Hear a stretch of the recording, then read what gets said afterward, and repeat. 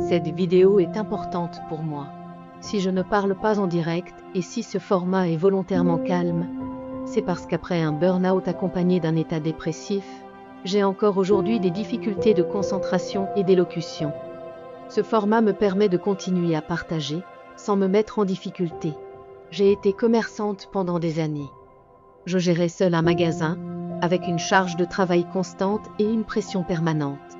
En parallèle, j'assumais une charge familiale importante et la construction de 3 appartements, initialement pensés pour l'avenir de nos enfants.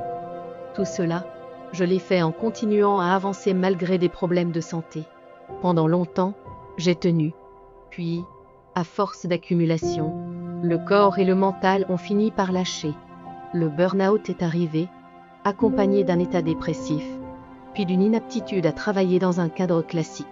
À ce moment-là, il ne s'agissait plus de réussir, mais simplement de tenir. Il fallait réagir vite, trouver une solution concrète pour ne pas tout perdre, et notamment pour ne pas perdre nos maisons. Je n'avais pas le luxe d'attendre, ni la possibilité de reprendre un travail classique. Les appartements que nous avions construits n'étaient pas destinés à Airbnb au départ. Mais dans ce contexte d'urgence, ils sont devenus une réponse possible, compatible avec mes limites et adaptée à cette nouvelle réalité. Cette chaîne existe pour partager ce parcours, sans promesses irréalistes, sans mise en scène et sans pression.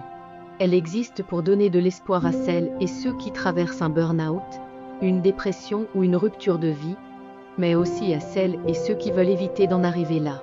Mon objectif n'est pas de montrer une réussite parfaite, mais de prouver qu'il est possible de vivre dignement autrement, en adaptant son rythme, ses choix et ses outils.